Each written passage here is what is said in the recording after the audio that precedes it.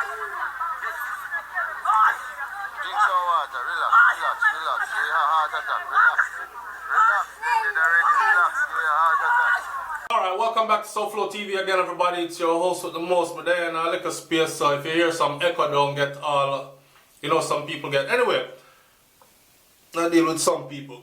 People me tired, come up from work this evening and tired. But check it. The entire video, this video right here, has already been shared on my WhatsApp group. So if you're not in the WhatsApp group yet, I'm going to drop the link. And you just go to the link, and that's where we're going to be sharing the full length of anything that we have from now on. Because we can't share certain things on YouTube. Alright? YouTube will lock down the channel. Anyway, I don't just want to share these things just for share them. Because that's one of the main reasons why I didn't even want to when people send stuff, come give me. And believe me, I have a whole heap of stuff left where I still haven't shared yet. I don't pass them on to other people just to pass them on because I don't just want them circulate just for people see them. I want there to be a message behind all this, right? So, the fullness of the story now. Reporting the shooting murders of Damian Britton, OC, otherwise called Spragga. Spragga was 36 years old. Laborer, and Matthew Johnson, otherwise called Burpee. Burpee was 22 years old. Both laborers of Three Chains District in Manchester. And the shooting injury of Rowan George Smiley, otherwise called Bumhead or Leaf, like leaf off a tree, age 34 years old. He is a farmer. Kyan Kemar Smiley, age 26 years old. He's a student. Both of them come from Bottom Tree Lane, Chris District in Manchester. And Wesley Wint, age 61 years old, a pensioner of Three Chains District, Manchester. This shooting occurred on Saturday, the 13th of October 2018 at 11:15 a.m. along the Three Chains main road in Manchester. Here are the facts surrounding the shooting. The facts are that all the victims except for Wesley were among a group of men that were making preparations to a venue to host a party along the Three Chain main road when a white Toyota Axio motorcar drove up. Two men exited the vehicle, one of whom was armed with a rifle. And the other one had a handgun. They both proceeded to open fire on the group. Both Britton and Johnson received gunshot wounds to their heads and died on the spot, while Kyan Smiley was shot in the chest area. Rohan Smiley was shot in his right arm, and Wesley, who was going about his business, minding his business, received a gunshot wound to his right foot calf. All injured men were taken to the Mandeville Hospital, where both Rohan Smiley and Wesley Wint were treated and released, while Kyan Smiley, who was observed to be the most serious of the three, was admitted in serious but stable condition. The scene was visited by police personnel from the Mandeville Police Station to include Detective Inspector Richard Baker, the Acting Crime Officer, L Division, Detective Sergeant Lindy Elliott, Detective Corporal George Walters, Linda Powell, Mario Brown, and Clayton Brown. Detective Woman Constable Indira Spencer, Corporal Noel S. Ford, Woman Constable Crawford Constables, A. Salke and L. Clark, and the scene was processed by Detective Constable D. Willie of the Area 3 Technical Service Division Scenes of Crime Unit, were a total of 8 8.556 spent shell casings. So 8.556 spent shell casings were found on the scene. 8. Not to mention the amount that they couldn't find. The bodies were later removed to the Mandeville Public Hospital where they were pronounced dead by Dr. C. Watt and later removed to the Lynn's Funeral Home pending post-mortem examinations. I don't want to say nothing bad about the Lynn Funeral Home, but check it. Lynn Funeral Home been around for a long time. They've buried families or prepared to bury family members of mine, even up to recent times. I can't imagine how happy them get when time all 5 people and 3 body come in one time and 2 body come in one time. I'm going to talk more about that in a second. Wow. Hear this. The motive is suspected to be gang related and the intended target of the attack is Rohan George Smiley, who is said to be the leader of the Grey Ground Gang.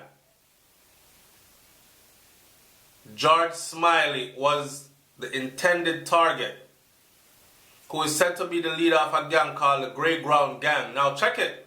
This is word that has been put out there by our JCF, Jamaica Constabulary Force. This is not SoFlo TV making stuff up. This is just what is put out there. Is it factual? I don't know. I just know that this is what it is. Investigations are being conducted by number 933 Detective Corporal George Walters of the Mandeville Criminal Investigative Branch. So, it's funny how they say Rohan George Smiley is said to be the intended target and the leader. Rohan Smiley and Wesley Wint were treated and released. So the intended target of this shootout, according to police, is not one of the people that got killed. So when you hear the people them in the video saying, them to stop kill innocent people, this is what it is. When you hear the people in the video a ball and I say, yo, them money are a hard working youth, them youth here don't trouble nobody, they don't look for trouble, they don't live them kind of life there. If you see the 2 machete lean up on the tree, right? And the youth dead with one of him juice and him buckle next to him. Him and no gangster. That's what's said. I can't swear for anybody because I wasn't there. And I've learned over the years to not swear for anybody because as much as you want to say no, sir, that youth are never involved in that, you just don't know nowadays. You know what I'm saying? My thing is this. This one is so disturbing to me and I don't know if it's disturbing on so many levels. I'm thankful for social media, but at the same time, when we see the man go all the way up to the victim and take him video, and these videos reach us in England, Canada, the USA, anywhere we're at in the world. These videos reach us before police even reach that scene to process that scene, you know. And it's the same way how information reach before police even know what's going on in Jamaica. Because a man going to come past social media now and he's going to talk. And he's going to talk the little that he knows. Even if he don't know much. And then you have police there trying to figure out what in the world just happened. And can't get a lick, a peep, a word. In some instances I say this. You see the people where you par with, but you hear them say, Smiley did not go about him business. Him never even a par with the people them where clean up the road to go have the party. He might go about him business. They saw him, them jump out and set it upon everybody there. What a coward ass move. What a coward move. Imagine that. But you know, in Jamaica, that's been our culture for the longest. I shouldn't say our culture, that's not our culture. Bunda talk there. That's been a way how things are done in Jamaica for the longest. I remember, I'm not going to talk nothing about that still. But you must know that the shower posse was known for showering their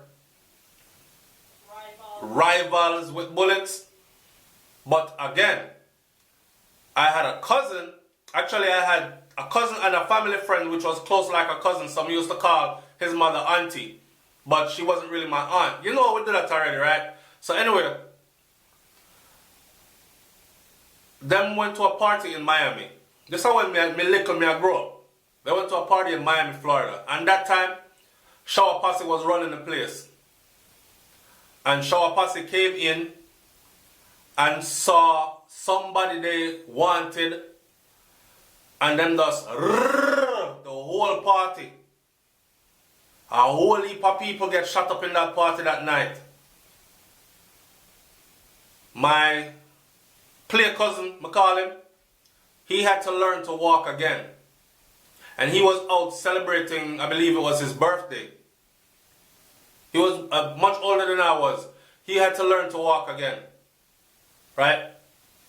My other cousin, who went and joined the army, and now she's a doctor, she was much younger then. She was in college then. She came home, her clothes was drenched, soaked in blood. So many people got shot in that party. She lay down on the ground and blood was everywhere. And the blood even soaked her. She was thinking she got shot. But I'm saying that's been a culture. I don't know why I keep saying culture. That's been a thing for the longest. We have a saying in Jamaica, you can't catch Quacky, catch him shot. And I've heard also about Batman pull up in a certain community and just slap with people because the person who they really want either live in that community or have family members in that community and frequents that community, and every time they're looking for him, they can't find him. So Batman know like what police know. Say your family probably know where you at, but them a hide you. Your community probably know where you're at. Or enough people in your community probably know where you're there. But they're hiding you. So here what? We're going to step across this up and slap one couple people. Maybe we'll flush you out. Maybe you'll come out to one of them funeral. These are tactics that are being used. And if you ask me, this is like a damn war zone. This is like a war zone. These are the things that people want us to not talk about. These are the things that people want us to see happening and just act like we don't see it because people get killed in other countries across the world too. How can you not raise an alarm about something like this? When you go to the WhatsApp group and you watch this full video, come back here and explain to me in the comment section how we're supposed to actually see things like this happening and not say anything. How? The biggest part for me, because this video is one part. I have 4 parts to this video. And I've shared 4 parts on the WhatsApp group already. But I have to find them and share them again because as the group goes by, I don't know. That's how Brains explained it to me. So it's not like it's posted once and everybody that comes get to see it. You have to search the group or something. I don't know. But the biggest part to me in this, and I've done videos on this before, where I talked about how our children are friggin' traumatized, man. And our citizens are desensitized. And our children are going to go from traumatized to desensitized. Because after seeing the same thing for so long, it becomes norm. You start to realize, say, hey, ain't nobody coming to save me. It's just like the slaves them that accepted slavery after generations of being in slavery. Them stopped dreaming of freedom. They stopped talking about freedom. Why the hell should I dream of freedom and talk about freedom when I saw my great-grandfather and he was on the plantation with us, and then his son, which is my grandfather, and then my father, and now me. And now me I have picnic on the plantation. There's like 4 or 5 generations of us over here. I don't think there's gonna be no freedom. And then me live so long till me become great grandfather. And watch my all other offsprings. People are calling me great grandfather. My son is a grandfather. His son is a father. That have son. You stop dreaming about freedom. It's the same kind of mentality it's the same thing, same effect that's gonna happen to our children. They've been in it so long and experiencing it so long. Now it's like, and I said this in the group today, so I have to say it here. Our entertainers make song. Boy head back. Mash out, slap out, boy head back. Well, if you see this video, head back, slap out for real. So this is a reality. Make boy marrow leak out on the ground. Make dog lick it up. I swear, watching this video, I saw the lyrics of dancehall music in the damn video. The man head back, slap out, big hole. The next one, marrow leak out on the ground. The brown dog in the video I come to lick it up. We're actually making music to our demise. We're celebrating our destruction. And when them tune they play a party, everybody beat down fence. La la la la, bam bam bam bam bam bam bam. Money pull up. DJ have to play that again and again and again and again. That's how desensitized we are. I'm not blaming dancehall music because dancehall music to me is, although some might say yes it influences, I would say more like it gives the people that do those kind of things some kind of a justification. Or not justification so much, but it gives them some kind of sense of a pride then. Because other people are celebrating that madness that they're doing. So they know that they're not alone. Somebody like it. But I'm not blaming dancehall music, because dancehall music to me is like the chronicling of what is happening, taking place in our present day and time. But this ain't about dancehall music. This is about what the hell is going on, just happened, and will happen again and continue to happen again and again. This ain't new. It's been going on. Leave your comment in the comment section below. Tell me, do you think that all this is going to stop? Or do you think that all this is going to get worse? Do you not think that this, or do you think that this is going to have an effect on the minds of the youths that are growing up seeing this and having to accept this as normal life? Is there hope for tomorrow? Is there going to be a brighter future? What exactly it is do you think? This one is very important. This last question right here. What, because I want to hear everybody's opinion on this. I want you to detail exactly what it is that you think needs to be done in order to stop some of this from going on. I get it, we can't stop all murders, we can't stop crime. We can lower the murder rate significantly though, yo. Because there are a lot of places that are worse in poverty than Jamaica, and they're not killing their people off at the rate that we're killing, and in the manner in which we're killing our own off. I find it appalling when we have to compare ourselves to the worst places to say, well, it happened over here, so too. Do you see what we're comparing ourselves to though?